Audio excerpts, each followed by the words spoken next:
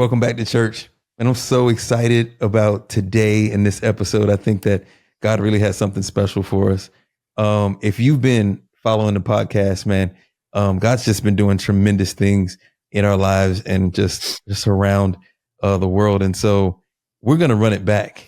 We started talking about Bitcoin and we didn't have enough time to kind of fully unpack. I had more questions. I think you got more questions. And so we're going to just keep the party going and see if we can kind of push through some of these things that I think that you as listeners want to hear. I want to hear. I'm always trying to learn. And so, Jason, I hope you're ready. He's our expert. You know, we just call you that. Yeah. I think he's read something like, a handful of books. He's got a real life experience and he's got skin in the game. Right. So I think we can get some real good information and insight on Bitcoin. Jason, you good with that this morning? I am, man. I appreciate it. I've done my 1,000 hours of research. So it's there is some threshold to being called an expert or whatever. I think it's supposed to be 10,000 hours. So I don't know if I've put 10,000 in, but it feels like I have. When you come into something that's unusual like Bitcoin, I want to be sure. Like I want to be really confident in not only what I'm doing for my family, but I also, if I'm going to be talking about it to other people, if I'm going to be recommending it, I hope, I care to know that what I'm talking about is real. Like I want to know that I'm not steering people astray because I feel like it's that important. If I'm asking you to trust me and sell some real estate or get out of your stock portfolio that's your 401k, I really want to know that I can trust my research and bounce it off multiple sources. Don't just trust what one person is saying. Do your own research, look at the things that you're seeing and seek the truth. And I think that's the best thing we can do in all arenas is just look for what is true, look for what might humble us about the journey. Because most journeys are challenging, but worth it. Right. So yesterday we touched on it just for a moment. But the Bitcoin journey takes you down a rabbit hole where you end up doing self-custody, right? You end up having to be your own bank. And so at the end of the episode, you had talked about what if you lose your passwords and things? Well, there's no CEO. There's no helpline that you can call at Bitcoin Corporation because there's no Bitcoin Corporation. Like that's the key is there's no controlling body, which is real freedom, but it's also real responsibility. It is. So I really think that is the key. The point is that if you want freedom, it requires you to earn it and work for it. And if you want somebody else to control your future wealth and all those things, well, then you can relax into it. There are organizations you can buy into. So that's what I would say is I wanted to do enough research where I could be confident in not only that I'm doing the right thing, but then how to go about it. Because I think that's a relatively easy sell. Like Bitcoin kind of sells itself. I don't feel like I'm a salesman for it. I don't feel like I really just talk about my experience with it. And then I'll have people ask the inevitable next question. So how do you do it? How do you go about it? And before you jump into that question, I'm going to back you up just a second because I think I want to know, and I'm sure people want to know, and this is kind of like what you just said. Who sold you on Bitcoin? How did you get sold? How did you get here? Like what introduced you? What's your Bitcoin story? That's a great question. So interestingly, not unfortunately, I suppose, but challengingly, right? If this helps anybody, my Bitcoin story actually started, and this sounds very exciting, right? It started in about 2012. Okay. So there was a friend at a birthday party for it was either my wife or one of my kids, and we're at my in-laws' house, and he was in military intelligence, and so he heard about cryptocurrencies. We had talked about stocks, and we enjoyed that kind of trading mentality. Well, he was very early, and he said, "You got to check this thing out, man. Like you really have to get into this thing." So I'll never forget December of 2012. I was very excited. So I went in. I was like, man, this looks so cool. I had quite a few Bitcoin. because back in 2012, it was not, I spent a good chunk of change, but not necessarily anything that was going to damage us too bad. May have sold some stock, I think, to invest. And so I'll give you the real numbers. I put $1,200 into Bitcoin in 2012. Okay. And it was exciting. It was cool. It was a little scary. And unfortunately, everybody's thinking like, wow, 2012. So no, I sold less than a month later when I lost $200. Whoa. I sold all of the Bitcoin. Let me do the math. So go. Since you're no longer holding, let's just do the math. So I'd have to look at, this is 2012, right? Right. I was going to say I could look at a chart. What was the cost of what was Bitcoin at? So December of, hold on, let me look at the all-time. Oh, I'm not seeing a date. Do you have a date on your account? Oh, wait, there it is. Yep. So December of 12. This hurts a little bit to look back. Does it hurt? Yeah, a little bit. December of 12, Bitcoin was a whopping $12. Hold up. Stop. Yeah, it was like 12 or 13. Stop. Hold up. So in 2012, yes, Bitcoin was a coin. Hold on. You mean a Satoshi? No. A whole Bitcoin, which right now, as of like this moment, is $68,326. Let me get this right. So in 2012, 2012, Bitcoin was $12. It was $12. Man, this is weirder to talk about than I thought. Yeah. So it was $12. And you bought $1,200 worth. I had about 100 Bitcoin. Yeah. So yes. Let me just do. I know, man. I know. Hold up. Can I tell you? Rich. So if you do 100, just random times 68,000. Yeah, we're about 7 million, like 6.8 mil. I didn't know this. So. We're best friends, and I didn't. What? You didn't tell me this. Yeah, man. Well, it's not. I actually don't keep track of the price, but now we'll have it on wax for all eternity. Like I have to live with that. What? No, and it's good. The truth is, man, I know it's like shocking, but I'm also not super embarrassed by it. And the truth is, so here's the real, like, the real deal.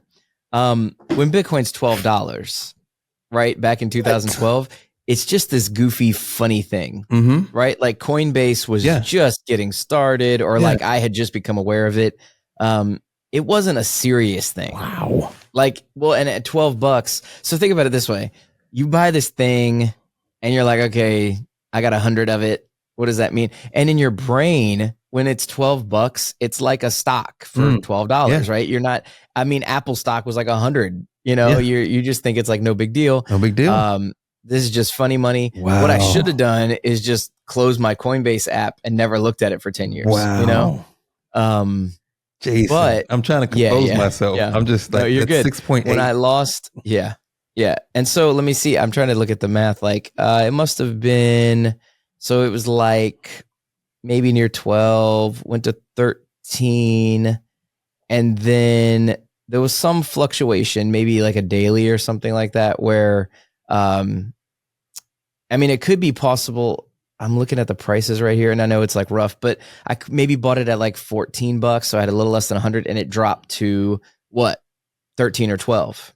Okay, so I'm looking at this like, I'm young in my marriage. We're 3 years married. We had, I don't even know, by 12. Yeah, we had 2 kids, so 2 baby, 2-year-old and a baby.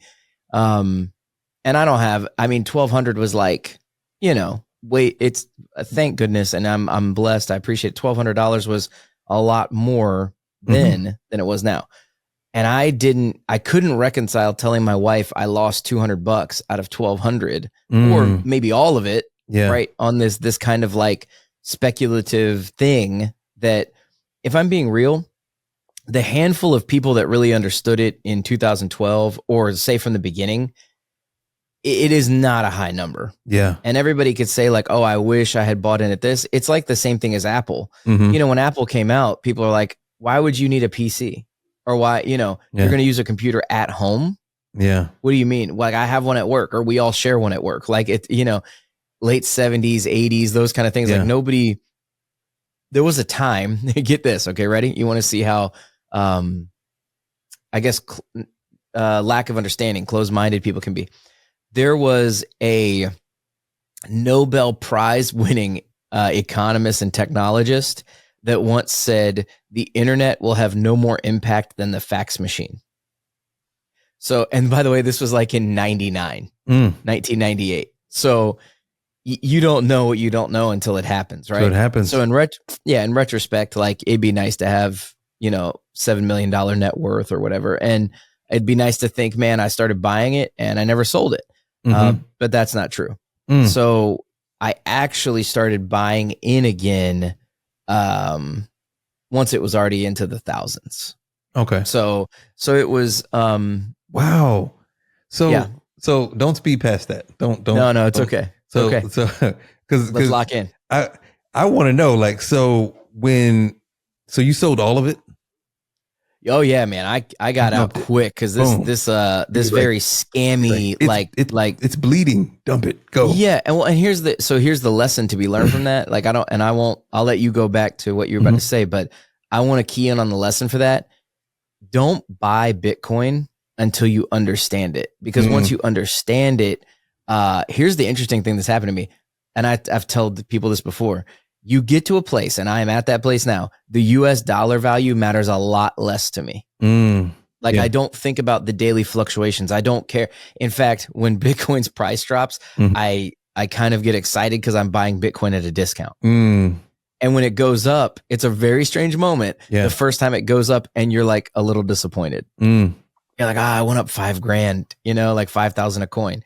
But that means I'm getting less Satoshis per purchase. You know what I mean? Yeah. And when you realize Satoshis, those 2.1 quadrillion that we talked about, is all the world's going to have, your goal is to get those. Think of it like if the world only had a certain amount of homes. Well, man, you have a family, you'd really like to get at least one of those houses. Yeah. And if you knew there was a finite amount, maybe you would get more than one, because you're like, man, now people are really going to want these. So that's what I'm trying to do. It's a strange moment, man. We're making podcasts so that more people will get in, because I think it will help people. But at the same time, I'm like, I gotta, for my family's sake and to be ready, I need to gather these Satoshis up, because as I'm telling people to go buy them, guess what? There is less for me to buy. Ooh. Like there will be less. So, and at some point there will not be free floating multitudes of Bitcoin out there. There's a few million left now, but there's 19.7 million in circulation, like total out there. But in terms of the amount that moves, if you look at on-chain data, and now this is getting really nerdy about Bitcoin, but there's only 5-6 million that move, maybe 7 million. Like you're not actually playing with a pool of 21 million. Now this is getting a little more in the weeds. I don't want to freak people out, but there's like dead coins. And what that's a reference to what we talked about at the end of the last episode is you lose your password. That's your donation to the Bitcoin network, because now you've made everybody else's more valuable, because you can't move even more scarce, right? It's even more scarce than ones that you can actually get. In 2012, say you bought those coins, forgot about them, and forgot how to access them, forgot your code, right? You would be like, you'd probably spend a good portion of the rest of your life looking or trying to access. Like, what was that password? Wait a minute. Yeah. What is that password, right? Absolutely. Wow. So that's that. And that happened to people, by the way. There are literally millions of coins like those 100 that I had, or let's call it near 100. I don't know. Let's say 100. Like the 100 that I bought, there are coins like that where people did lose passwords, because again, you spent like $1,000 on it, and maybe you're a millionaire. You don't care. You're not even thinking about it. Maybe you go back to the stock game, you forget about Bitcoin, and then one day you see a bottom line, the scroll on MSNBC that it's 10,000. You're like, wait a minute. Hold on. So now I'm a millionaire? Hold on. Like, let me go. Like, I got $1 million in Bitcoin.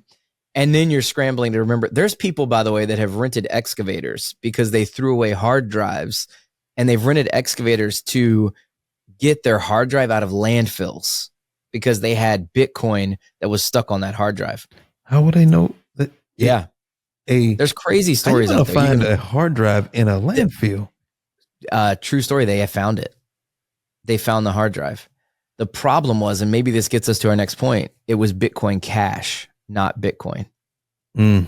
And I know by saying that, I just raised a ton of eyebrows. Yeah, you or just questions. raised a Like, ton what of is them. that? Yeah, And you're trying to what is bypass that? this. So, Right. so having had 100 coins Yes. Yeah. and going from 100 to 0, when you Yes, went sir. to get back in, right? Mm-hmm. And you were like, I don't know if you were purchasing fractional coins, like if you were buying Satoshis, did you go straight back to buying coins, or, had it got to that price already, or how did that So like, that are you work? saying whole coins? Mm-hmm. Yeah. So I You know what? believed I in don't know it if you want to more. disclose that. Yeah. Yeah. Just Well, talk about I mean, we're talking about it. talk Hold about on. the Hold on. feeling of having Yeah. to pay a higher price for something you already had. That's what I mean. That's the truth. So I'm not going to talk about the exact number, but like I got in early enough where it's been helpful, right? Okay. The good news is I actually think and have learned through that experience, like you're never late, because again, with a finite That's where I was resource, going. Yeah. that value is going to keep going up. Mm-hmm. So right now you're thinking like, well, man, he's talking about he owned 100 coins. He bought in at a certain amount. I'll be clear. I did not buy 100 coins. Like I do not have 100 Bitcoin. Yeah. And if you're listening from the IRS or the government, I lost all of my Bitcoin in a terrible boating accident. So, I can't find it. It's gone. But I'd still like to talk about theoretical owning of Bitcoin. No, in all seriousness, Allegedly. Yeah, allegedly own it. The truth is, you're never late to buying in because if you're denominating your life in the US dollar, well, that value is going to keep going up. The interesting thing is I think the world is going to start denominating things in the value of the US dollar and in Satoshis. And at some point when the world realizes how finite these Satoshis really are and that they are valuable, which I think is beginning to happen, like BlackRock and the US president, the two candidates are starting to talk about Bitcoin, all of those things. Like it's not going away anymore. Yeah. We've realized it's here to stay. And I think people are waking up to that. And so they're asking questions. And I think that's why we're doing this episode. So my point is that no matter what the US dollar value is, the goal is to get as many Satoshis as possible because that's the finite resource. So I don't know if anybody would care if you're like a comic book collector and there's a rare comic book where there's only 10 left. Well, the reason those go up to auction and they just continue to go up in value is because of scarcity. Well, now we have a resource that in theory, 4 to 8 billion people, however many people transact with dollars now, they're going to be competing for these Satoshis. So the sooner you start competing, even if you don't believe in it yet, I would say the sooner you start competing and buying these Satoshis and then holding them and not selling them is the key. Right? Not trading them in for the inferior currency of the US dollar. The sooner you do that, the sooner it impacts your life. And so a common idea is buying Bitcoin itself within 4 to 8 years, which is the halving cycles that we kind of talked about last time, where the supply that goes out into the world every 10 minutes is lowered by half. Within 4 to 8 years, the US dollar value tends to go very high. And the caveat I would say is like buying Satoshis, never selling. The only time I want to ever sell Satoshis is when, or trade in Satoshis, if you think of it that way, for US dollars or for goods and services, is when it's going to make my life nominally or like markedly better. So if you need to pay off a house and it's just burning in you, buy some Bitcoin, wait 4 to 8 years, you'll have a huge chunk, or potentially that whole house. And this is based on 15 years of price history, right? But here's the thing. Michael Saylor, who's a famous Bitcoin advocate, owns CEO and founder of MicroStrategy, has said he's going to buy the top forever, right? His company went from a valuation of 100 million to about 4 billion and beyond because they were one of the first public companies to do a Bitcoin reserve. Like, they're storing their wealth in Bitcoin, and it has made their company astronomically better. It's in the S&P 500 now, and it wasn't before. Wow. Which basically means it's a top 500 company in the world, or in the US stock exchange. So he said he'll buy the top forever. I agree. As long as I'm allowed to buy Satoshis, even if a Satoshi costs $1, which, by the way, do the math on that, that would mean one Bitcoin is $100 million a coin. Even if I can buy a Satoshi for $1, I'm buying it. Like, I want the finite resource. I want one of those 10 comic books, quote unquote. I want that rare thing, that piece of art, that shoe. Well, it's hard to transact with rare shoes. It's hard to transact with the Mona Lisa. Like, you can't use it. Well, this is a currency that's rare, so people will be transacting with it. So I want to gather as many of those things as I can, because you're securing your family's future. And because, like, I really believe in charity, I also want to help make the world better as the opportunity arises, even if it's one person at a time. And we talked about this before. That's how the faith ties into it. Is like, if you're prosperous, guess what you get to do? You get to help other people prosper. Get to be generous. Yeah. And that's something Dave Ramsey talks about all the time, is like, you live like no one else, so in the future you can live like no one else. And also, he talks about, I don't remember the exact quote all the time, but when he talks about his finances, is like, you want to be successful so then you can live and give like no one else, right? You can build whole organizations. You can build charitable foundations. You could start churches. You could start wellness organizations, start a gym, do something, like, take your passion for hopefully people and relationships and not your worship of Bitcoin and just like, I got to keep it all to myself. Yeah. You can help build things because now you have the structure and the financial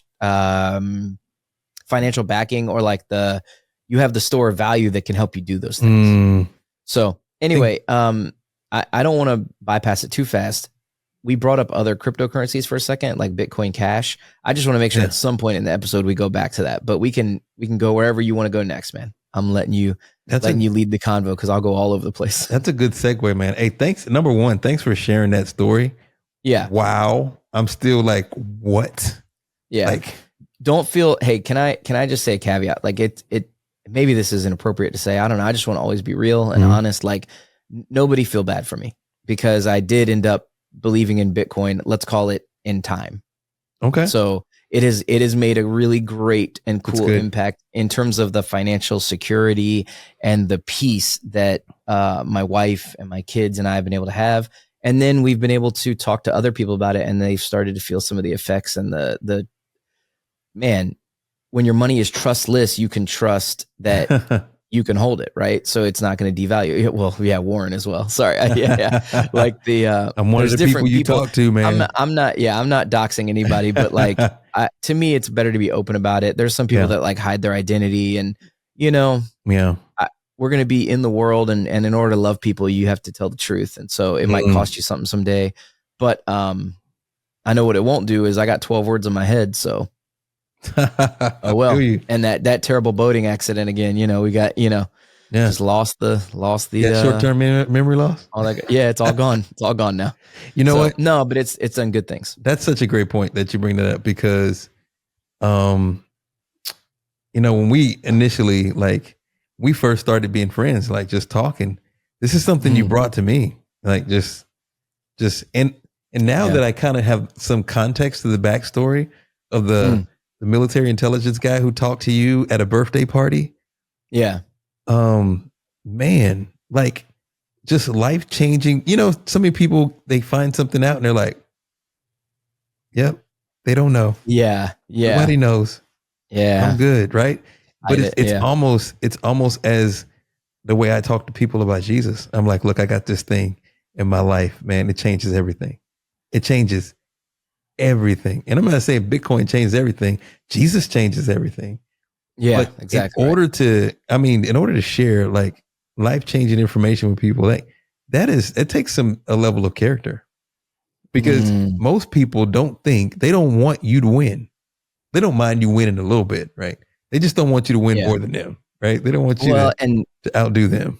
Yeah, even beyond winning too, I think it's like you have to be willing to look a little crazy, right? You have these ideas that you're saying like, hey, you don't know about this thing yet, but it's life-changing, right? You don't know that, well, there's not a lot of people that want to go through the discomfort of changing. There's not a lot of people. And like to this day, there's still people that kind of like, I mean, you talk about a thing like, and maybe it's because I talk passionately about it. So I try to be a little more dispassionate and just mention it to people. But there's people who will always like, Bitcoin will be $1 million and people will still call it a scam. They'll still say, oh, well, maybe they'll be done calling it a scam. Maybe they'll say, well, now I'm too late. People will always talk themselves out of the healthy thing, right? The safety net. People will always pursue what they're most comfortable with. And here's the really kind of interesting part. People will also pursue the thing that like the TV tells them to do, right? Until your local fill in the blank, like a politician or like your local financial expert or your business planner, you know, all those things, like until they say something to you.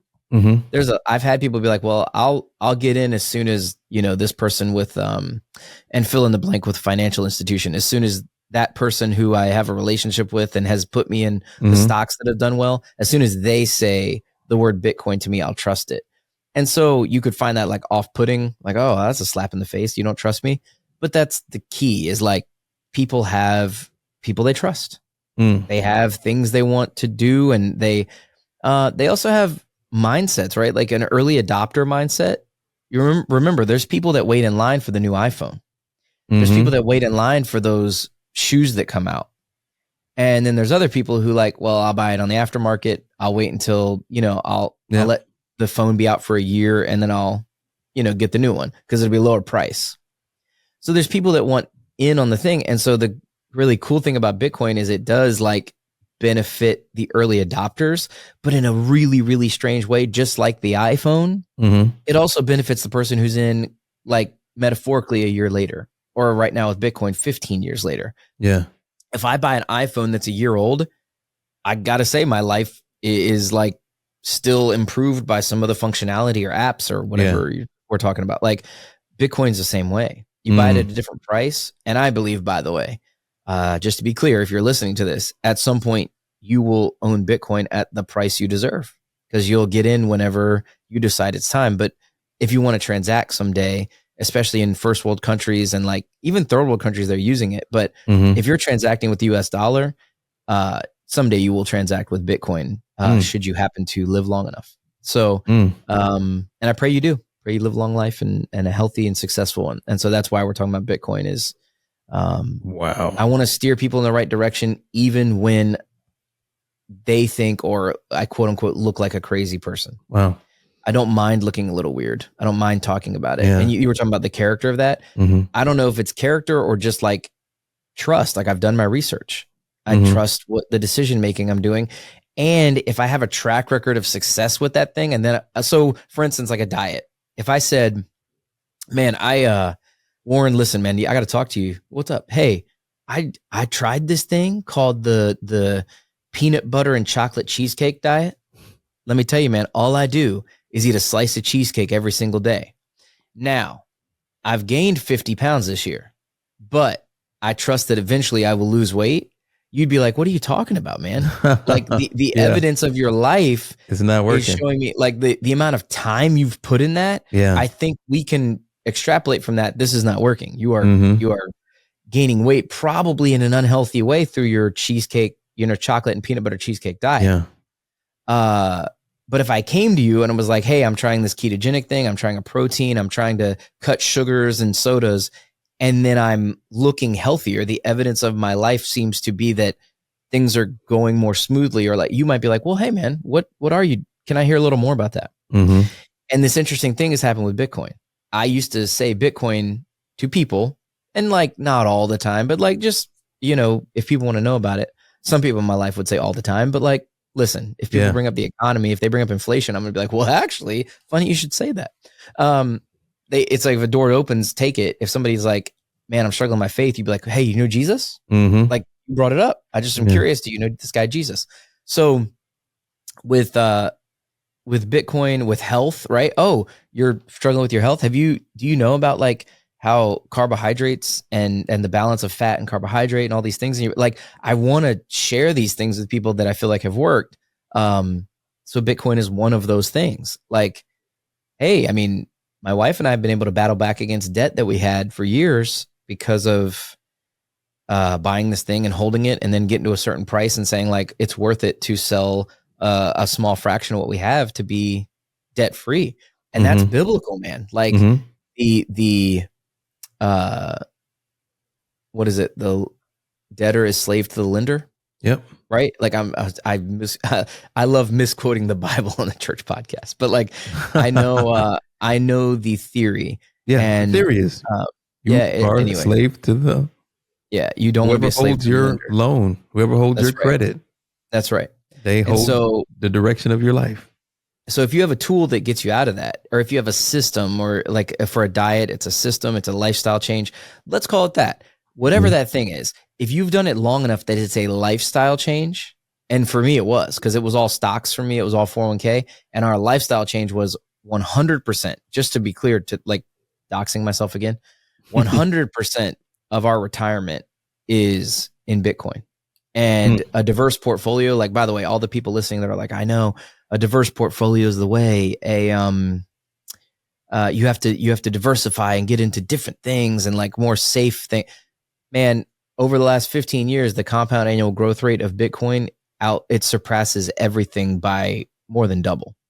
So I would like to succeed, and I would like to have security in my money. And I think the reason Bitcoin is succeeding is because of the security, because of the scarcity, because of the things that make it good. It's winning. And so I'm not going to deny that it's winning. So I try to talk to people about it. I've literally had people in my life say, I'll never own any, but thank you for telling me about it. Dude, that's silly. Oh, that cryptocurrency stuff, all the things you hear. Yeah. And I think that's one of the biggest challenges with Bitcoin. Let's maybe talk about that now. One of the biggest challenges with Bitcoin is the confusion between Bitcoin and cryptocurrencies. So Warren, for you, what was your thought process going into that part of it? Like when I introduced it to you, I know you had I just want to answer the question specifically, because I think you're kind of the everyman with this. Like I brought it to you, you're like, so like Doge or Shiba, why buy this one? So cryptocurrency in general, to people who are not as tech savvy or as well read on these particular things, it just came out of the air. It just one day it existed, right? It's like boom. Yeah, it seems that way, right? And it's kind of like you needed a teacher, or for lack of better terms, a professor to explain it to you, right? And then once you understood what it was, then you're like, well, what makes this one better than this one? If this one's safe, why isn't this one not safe? And what happened with that big FTC thing where all those people went to jail and people disappeared? Yeah. You're like, how do I trust this? And then, okay, you keep hearing Bitcoin. So most people will be like, they associate all cryptocurrency with Bitcoin. They just think Bitcoin is like Bitcoin is cryptocurrency. And, just like, so you don't really understand it. You don't understand the difference between, because there's a lot of things out there with coin. There's dog coin, I think, or, not to call people out, but, just there's other coins. But from my understanding, there's no comparison to Bitcoin. These are not, it's like, I don't want to call them counterfeit. They're just different products. They're different things. So all cryptocurrency is not equal. Right. And so understanding why that exists can be difficult for the novice or the first person getting into it. You don't, if you haven't read or studied, you don't know. And so kind of break that down. What is cryptocurrency and why is Bitcoin the standard? Right. So Bitcoin wasn't even the first conception of a digital currency. So there was a thing called eCash where I remember eCash. Yeah, eCash was kind of the first, as far as the history I've learned is kind of first iteration of a digital cash, that kind of thing. The difference is, and what makes Bitcoin different is kind of two key factors that are relatively related, but this is really what happened. So Bitcoin was born of a eCash idea, like the cryptographic protection of an eCash where, you could verify transactions, all the things, combined with Adam Back's idea of proof of work. So not only do you need cryptographic protection, you also need a way, and like we talked about this last episode, where you dig for gold. It takes time and energy, because that's what money is, to produce gold, to dig it out of the ground and rebar it, like melt it down and put your stamp, if you're the USA or China or whatever country, or you put your stamp, those Swiss bars of gold have their logo on it, have their stamp in it. What you needed with Bitcoin was a way to secure the release of it, the transaction of it, and make sure nobody could get into the cryptography easily. And so the conception that combined with eCash was proof of work to make Bitcoin. And so what was proof of work? Well, what does that look like digitally? It looks like running computers and using electricity, right? I'm spending real money, real time and energy, because money is time and energy in abstract form, as we learned last time, to produce, to build these computers and produce the energy necessary for them to guess those numbers. And the more computers you put online, the more time and energy you put into finding those random numbers, not random, but the Nux number in the sequence, the more Bitcoin you get, right? It was that simple. Like, you earn the Bitcoin you get, and there's no like, well, I don't like your faith views. I don't like your political views. I don't like that you have a weird haircut. I don't like that you disagree with me on whatever point you do. No, if you run those computers, you get the Bitcoin, right? And so for people that believed early enough, you're getting 50 Bitcoin every 10 minutes if you're one of the computers that gets it. Yeah. Listen, historically, there were websites where you could go and it was a little faucet icon. You could click on it and say yes. It would give you 5 Bitcoin a day, right? You would put in your wallet address and it would give every address every 24 hours. You could just put 5 Bitcoin a day. This was before Bitcoin was even a penny. Like, it was just this play money. And that's why people used it on video games. The first transaction with Bitcoin was 20,000 Bitcoin to buy pizza. I want to play that game. A guy bought, or 10,000, was it 10,000 Bitcoin? Anyway, it was thousands of Bitcoin to buy pizza, right? And in fact, there's a Bitcoin pizza day, right? So because it celebrates this dude, he got pizzas from a chain restaurant, and he said, would you take Bitcoin to this one delivery guy?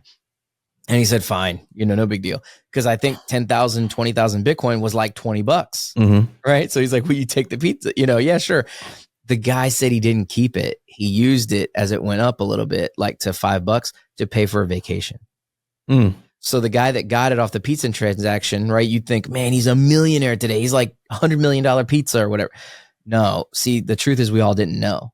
And I'm not trying to justify what happened to me in 2012. I wish I had held.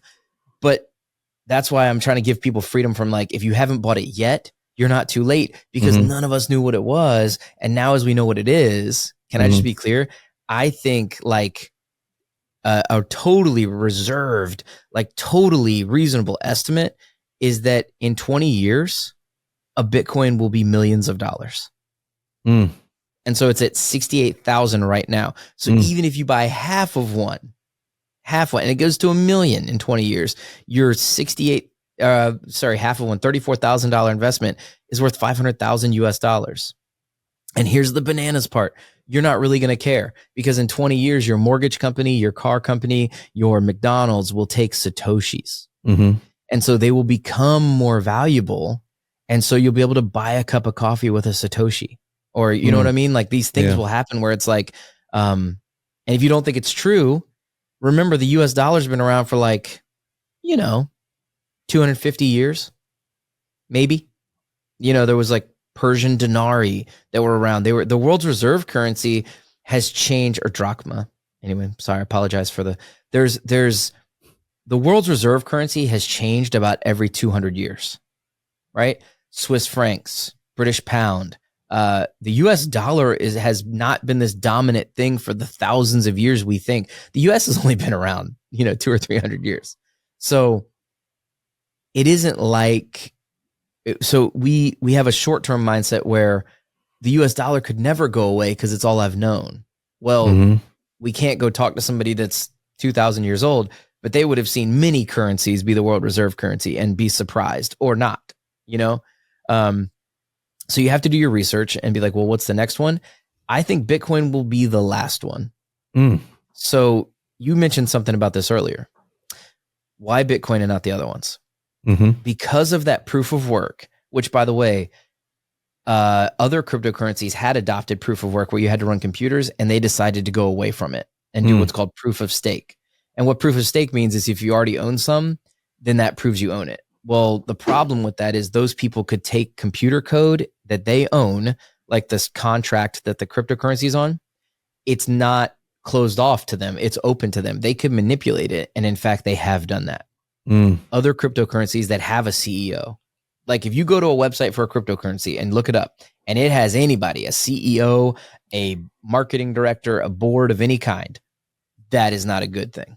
They're controlling. Because what is that? That's just another version of a central bank. That's just another version of people who can decide they would like an unfair advantage on the wealth that's going to be generated so they can manipulate that thing. Makes sense. That currency. And so that's why Bitcoin is the one. And that's where it's really a bummer when I see people talking about crypto, because the word is kind of fun, but it gets conflated. And here's the other problem, how we denominate things in US dollars. So if I came to you and said, hey, Warren, you can get one of these things for 68,000, or you can get one of these things in my other hand for 5 cents. In your brain, you're like, well, man, whatever that 5 cent thing is, like I can get, how many of that can I get for 68,000? If I was going to put 10,000 in, I want the thing that's 5 cents, not 68,000, because I only get 1/6 or 1/7 of a Bitcoin for 10,000, but I can get tons of this other thing that's 5 cents. And I don't want to name any other cryptos. I don't want to, dox anybody, but like that thing that's less, I can buy more of it. Yeah. And then I have quantity. And man, that's great in houses and cars and shoes. Man, look at my quantity. Look at the quantity of this thing. But what if it's not as valuable? Like, how much would you pay for fake Jordans? How much would you pay for counterfeit comic books and baseball cards? You probably wouldn't want to. Yeah. You want to buy the what? You want the real thing? Original. Yeah, you want the original real thing. Bitcoin was the original real thing. It's the first established cryptocurrency. And everything else after that was a money-making vehicle for the people that started it. So, and there's tons of stuff that happened. Like there's all kinds of media coverage that Bitcoin's for drug dealers and here's the truth. It actually is. The nice thing, like I talked about before, anyone can use Bitcoin. So funny enough, when they say Bitcoin is for drug dealers and people doing nefarious things, so is the US dollar. So let's not conflate that Bitcoin has some special niche where it's the only thing criminals use. In fact, it's a low percentage of crime in the world. Like if you look at the real statistics, but why would a politician or a central banker or somebody say that to you? Why would they tell you that it's like the basis for all crime? Because if you begin saving in Bitcoin, you are free from a system that wants to manipulate your time and energy that's in abstract form called the US dollar. Yeah. They want to own more of the time and energy, and they want you to be satisfied with less of it. If you look up what the World Economic Forum said, you will own nothing and be happy. So I don't know that that's true. I don't want to even try that, because what I want to do is be prosperous and be happy. And I think what that means is getting into this thing somebody else can't manipulate and being able to prosper because of it. Yeah. So anyway, I've gone down a couple rabbit trails today, and I'll let you steer us back in with another question maybe. Oh, man. So let me cap it.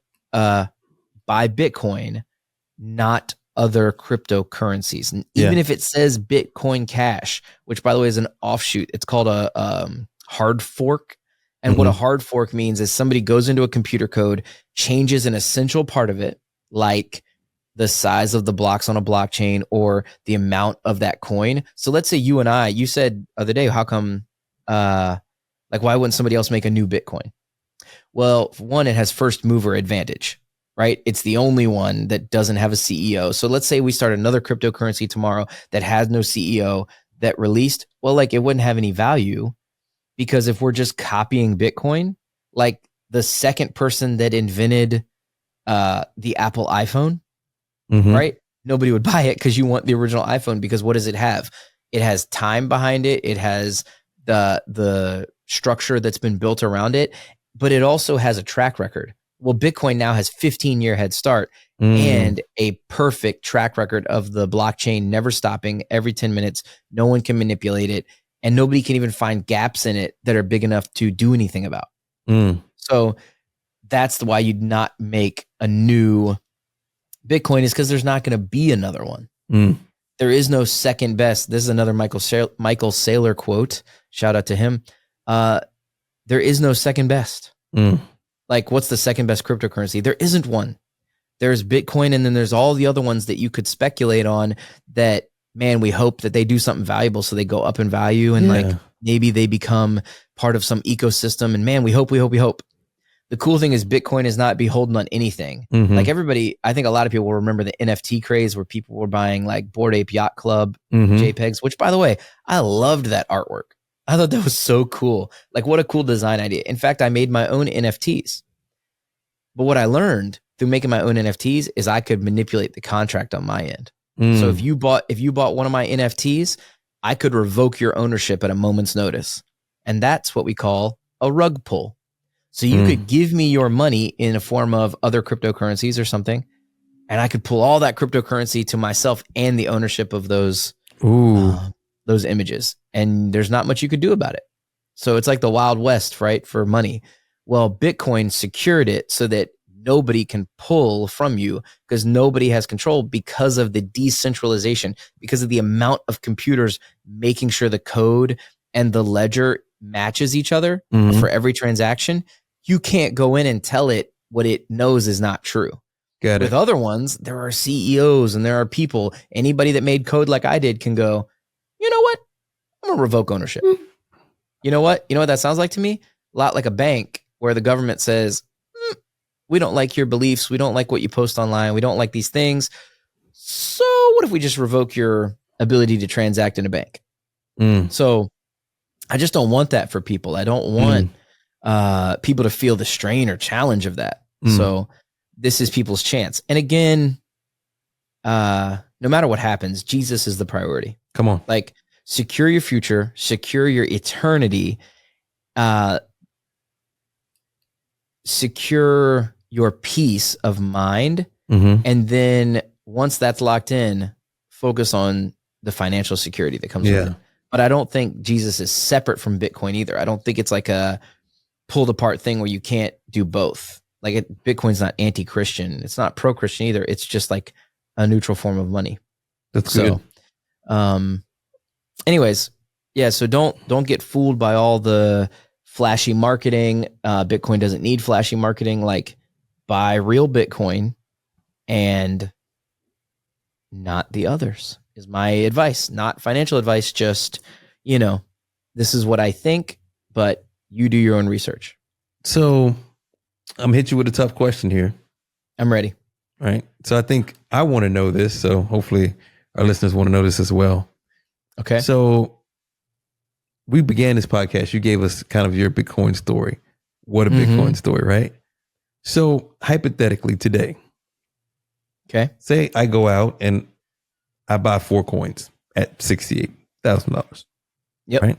And in 20 years, the coins go from 68K to 1.2 million a piece. Okay. Right. Yep. That is a serious amount of wealth generated off of an investment. Now, yes, in the country that we live in order to obtain money, we know what money is, you got to either inherit it or you got to go work for it. But either way, when you get it, you pay taxes. If you work for it, you pay income tax. When you spend it, you pay retail, sell tax, whatever. Yep. And if you save it, right, you even got to pay taxes on if you put it in an investment tool, you pull it out early. Right. Either like way, your money tax. is taxed like, 5-10 times before, you tax to get it, you tax to use it. It's taxed, right? Just continuously. Not saying it's right or wrong. I'm just pointing out the fact. If you live in America, you get taxed. It's like, wait a minute, hold up. Like, how much of this really belongs to me? So because Bitcoin is the way it is. Mm-hmm. People investing in Bitcoin. Yeah. Taxes. Okay. How does that work? Yeah. So is there a 1099 you get Okay. because there's no CEO, right? There's no There is CEO no of Bitcoin, corporate, right? There's no corporate office, then right? there's probably no financial department keeping track of who has what, where this is. So explain that for the normal person who is like, because there's a way to just generate wealth just by figuring out how you can use the tax code to your benefit. Right. So my advice, okay, so this is the theory that I hold, is you're buying Bitcoin because you want a future financially. Okay. Like, it's not for next week. If you need to get rich within the next couple of years, that's called gambling, by the way. Like, you need to get wealthy immediately and you got to go get a penny stock that you hope to get $1 and all those things. That's fine. Or you want to do day trading. I know people that day trade. I think it's great. Like, if you're good at it, man, awesome. Do your thing, work hard. And I don't even know if that's gambling. Like, that's just a full commitment day in and day out to doing your research, knowing what the market's doing, and then hoping that it doesn't backfire because you're not in control of it. You're just trying to read it, right? Taxation. We do get taxed by our government, and whether you think that's unfair or not, and I certainly have my opinion about that. I also don't want to go and be punished with fines or jail time, right? So there is a tax rate for long-term and short-term holdings of Bitcoin when you sell it. Okay. Here's the thing. I think El Salvador, the country, is the model. So you're saying, like, well, maybe we're going to get in the weeds. Like, what is the taxation? Here's my challenge for everybody listening.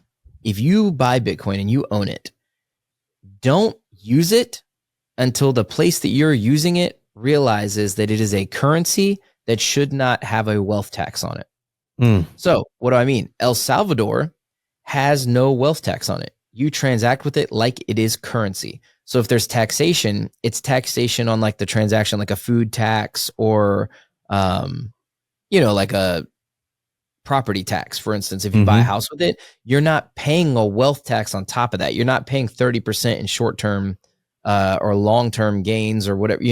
You are just paying a normal tax like it's a currency. Why? Because El Salvador realized they had a financial struggle and they saw the benefit of Bitcoin early. And they were like, well, look, if we let people transact in this, it is a harder money. We're going to be able to grow as a country. But if we tax people out of using it here, prosperity will go elsewhere. Okay. So the US by taxing Bitcoin, because they treat it like a stock, they treat it like you're selling a security, when really I think Bitcoin is a commodity like oil or electricity, really. Like the internet. The Bitcoin is like transacting with shares of the internet, if you think of it that way. I don't think it's like a stock. I think it's like a currency. And they're taxing it like a stock. So what does that do eventually? It's in theory, the game theory that plays out will either create a situation where the US tries to fight it, and then prosperity will leave as it becomes the dominant currency because of its stability, its scarcity, its desirability, right?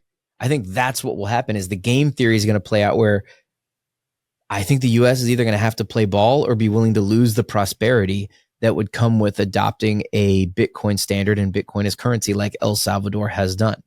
El Salvador took their country from being nearly worthless to their treasury bonds being ranked in the top 2 or 3 in the world or top 10 in the world. I don't remember exactly where it fluctuates between, but El Salvador has made a name for itself because it trusted a currency that can't be corrupted. And it was willing to give up. So Nayib Bukele, the president, and his brother met with Jack Mallers, which we talked about. And you can listen to all this on the Rick Rubin's podcast, Tetragrammaton. You can go listen to that episode, and he talks about the whole story. But El Salvador came to him when they saw him posting about Bitcoin in El Salvador and said, what could we do to get on this standard? What could we do to adopt this as a reserve currency for our either peso or dollar? I don't remember what El Salvador uses, but Bitcoin, you can use it restaurants and buy a home and all those things in El Salvador, and it's driving prosperity to it. And by the way, El Salvador is a very small country, small scale, but it can extrapolate out. And so what you're going to see is the game theory where countries over the next, let's call it 10 to 12 years, but could be sooner than that, they start adopting the same strategy because they see the success and it's not going away. Got it. Success is not waning for El Salvador. That will drive small countries to start. So I think it's like bottom up. It's going to have these smaller countries that can make more fluid moves, don't have as much interference with like either regime changes or like laws in place, things like that. They don't have as much red tape. They're going to start mining Bitcoin. They're going to start using it. The country of Bhutan is doing it. Bhutan has like thousands of Bitcoin now, and it's like an itty bitty country in Asia, right? And other countries are mining Bitcoin and not talking about it, because why would it be advantageous to talk about it? Because as soon as people find out like, oh, it's the reserve currency of the US, what do you think the game theory is going to be there? Every country is going to like, well, I got to buy 1,000 Bitcoin. And by the way, there's only like 2 or 3 million left. There's only like 2.3 million that are not out in the world yet. So when every country, 190 sovereign nations in the world, need to own 1,000 Bitcoin, or let's say 10,000 or 100,000, and they print the money, what do you think is going to happen to the price of Bitcoin? So the game theory is playing out faster than I even thought, because I didn't think presidential candidates would talk about it until 4 to 8 years from now. Wow. But they talked about it this election cycle like it's important. What do you think 8 years from now looks like? How, by the way, just to let people know, the adoption of Bitcoin on a curve, this is true, is happening faster than the adoption of the internet. So the adoption curve for the internet, the percent of users, right, based on the studies done, Bitcoin has a faster adoption scale than the internet, right? And think about 1999 to 2024, that's 25 years. If Bitcoin's adoption, and I mentioned 20 years, right? That's why I say 20 years over 1 million. Imagine how fast the adoption could happen. We could be way over 1 million in 20 years. Yeah. Because think about what the internet was in 99, when you couldn't even answer a phone without breaking the connection, to now we have it on our phone and we take it for granted. I'm using the internet like how many ways right now? 4. I have my phone right here with the Bitcoin price on it via the internet, which is LTE. Not even, by the way, think about, we used to have to plug into a wire. Yeah. Bitcoin is still in the dial-up phase of internet right now. What is the 4G, LTE, self-driving car, living on Mars, like Elon says? What does that era of Bitcoin look like? So if that gives people hope, I think that's cool. I think it's exciting times. I think you should buy some and don't sell it until it adds prosperity to your life and you're willing to pay the taxes on it. Or maybe the US will make it a currency and you won't have to do that. Maybe these countries will wise up and be like, I want to drive prosperity to me. Warren, if you and I start a country, we're going to make Bitcoin legal currency because I want to drive prosperity to our country. So that's the answer about the taxes. But like, you know, do the right thing. Do the right thing. If you say you'll pay taxes, pay taxes. Yeah. So don't if you skip out on your taxes. Like, it's biblical. Yeah, pay Caesar what is Caesar's. That's right. Amen. So let's hope that the game theory doesn't play out and I don't have to move to El Salvador. That's the real challenge. It's a beautiful country, by the way. Well, and that, and that's where the boating accident was. So I'd have to, have you been? El Salvador, yes. Yeah. Okay. I didn't know this. I don't think we've talked about that before. Yeah. It got me excited. I have not been, but there's like what would you say? There's a scenario that could happen in the negative that might prompt my expedited, long-term vacation to El Salvador. Who knows? So, okay. But I don't think that I want to stay here and build. I love America. I love the religious freedom we were founded on. I love the challenge of like helping people see what the future looks like. So I'm going to lean into that. And I think that's what this episode was about. You have any more questions that you feel like are burning, or do you think we kind of got there on this one? I think you answered all the questions. I kind of got that like burning. The topic is so fresh. It's crazy that Bitcoin's been around so long. and just there's just still so little like corporate knowledge. Like you have to go looking and get extrapolated. And now that people are talking about it, people are getting more interested in it, right? But still, that's just a fraction of the population. And so I think you said it: buy it, hold it. Even if you only buy a small amount, buy some. And I think this could be helpful. So I do like a quick rundown. I buy it at river.com. I also use a fold card, which gives you % back in Bitcoin rewards. I buy some there daily, and then I do a larger buy weekly at river.com fold app. And I can put these links in the show notes. Read The Bitcoin Standard by Saifedean Ammous. Read The Price of Tomorrow by Jeff Booth. Go look for podcasts. There's plenty of content out there. Michael Saylor did a whole series with Robert Breedlove where they talked about Bitcoin. So all of these things, there's information out there. Just do your research. Don't take my, you know what? If you've listened this long for an hour, I appreciate it, but don't take my word for it. Like, go listen to what I said and challenge everything I said with what the research you've done, so that when you buy Bitcoin eventually, you are confident in how long you should hold it, how long you should hang on to it. That's good. Anyway, I appreciate you guys. I'm glad we were able to answer a few more questions, because it just seemed like, and there's still so much more. We haven't talked about cold storage and all these kind of different things. And we haven't talked about those tragic boating accidents enough. So anyway, Warren, my man, I appreciate you for giving me, I feel like this is like, I want to do a whole nother episode. Like, there's still more questions. That's good. So thank you. Will you pray us out one more time? Absolutely. Thank you, man. Heavenly Father, God, we thank you, Lord, that you allow us to come together, Lord, to have these conversations, Lord, and to put you in the middle, in the genesis of our life, God.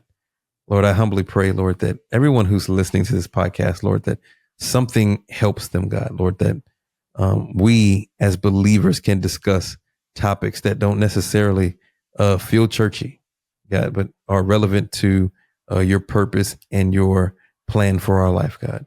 So help us to make wise decisions, God. Help us to trust you and put you first in all we do. And God, I just pray, Lord, that that we just continue to gain wisdom you want us to have, wisdom that helps grow the kingdom, wisdom that helps us be more generous and more powerful people for you, God. So we thank you. In Jesus' name we pray. Amen. Amen. It's awesome, man. So good. Another one, man. That was really great. That's good. I appreciate you guys for listening, man. We will we'll see you on the next one, Warren, my man. You look good today, by the way. That was awesome. That's good. Looking clean, man. We'll talk to you soon. Appreciate you. All right, man.